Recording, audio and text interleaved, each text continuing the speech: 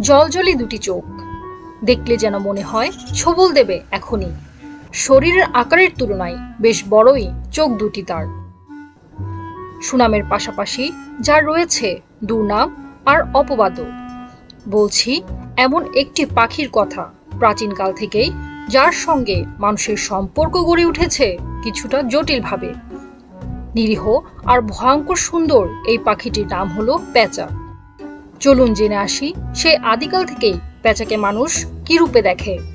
আপনি আমাদের চ্যানেলে নতুন হলে সাবস্ক্রাইব করার অনুরোধ রইল। প্রায় ৬,০০০ বছর আগে থেকে পেঁচা পৃথিবীর জল হাওয়ায় বসবাস করছে। পৃথিবী থেকে অনেক প্রাণীর বিলুপ্তি হলেও ওরা আজও টিকে আছে প্রায় একই চেহারা নিয়ে। সব দেশের আবহাওয়ার সাথে প্রায় সমান স্বাচ্ছন্দ্যে বেঁচে থাকতে পারে এই পাখি। প্রজাতিভেদে পেঁচা ২০ বছর পর্যন্ত বাঁচে। অন্য কোনো পাখি যেখানে তার মাথা ১৩৫ ডিগ্রি পর্যন্ত ঘোরাতে পারে, সেখানে ৩৬০ ডিগ্রি নিজের মাথা ঘোরাতে পারে পেঁচা। নিঃসঙ্গচর এই পাখি গাছের কোটর, পাহাড় ও পাথরের গর্ত, পুরনো দালান বা অন্যান্য পাখির পরিত্যক্ত বাসায় বসবাস করে। নিশাচর এই পাখি শুধুই শব্দ শুনে রাতের ঘন অন্ধকারে শিকার ধরতে পারে। ভয়ানক হলেও সত্যি, পেঁচা তার নিজের সহজাতের অন্য পেঁচাকেও মেরে খেয়ে সাবার করতে পারে। একসময় পেঁচাকে যুদ্ধে বিজয়ের চিহ্ন হিসাবে ব্যবহার করা হতো। গ্রিক দেবী অ্যাথেনার সঙ্গী ছিল পেঁচা। সেই কারণেই হয়তো যুদ্ধ জয়ের চিহ্ন হিসাবে পেঁচাকে চিহ্নিত করা হতো। প্রচলিত বিশ্বাস বোধে মন্দভাগ্য, শারীরিক অসুস্থতা অথবা মৃত্যুর প্রতিচ্ছবি হিসেবে গণ্য করা হয় পেঁচাকে।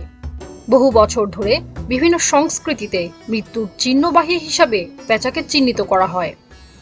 অনেকে বলেন দুষ্ট শক্তি, কুসংস্কারের পদচিহ্ন বয়ে নিয়ে আসে পেঁচা।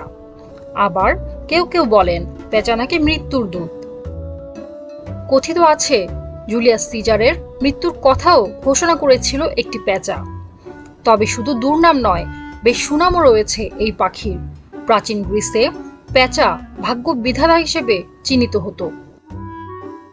ভারতীয় উপমহাদেশে একসময় বিশ্বাস করা হতো পেঁচার ঔষধি গুণ আছে, আর তাই পেঁচার হাড়, মাংস, রক্ত দিয়ে তৈরি করা হতো রাতকানা সহ বিভিন্ন রোগের ঔষধ। জাপানের এক আদিবাসী সম্প্রদায় এখনো পেঁচাকে গ্রামের ঈশ্বর বলে মনে করে।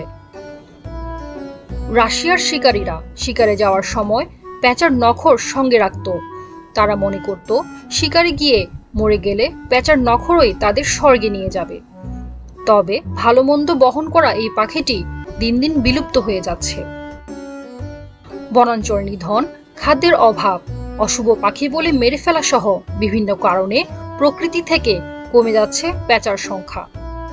পরবর্তী ভিডিও দেখতে আমাদের সাথে থাকার অনুরোধ রইল। ধন্যবাদ।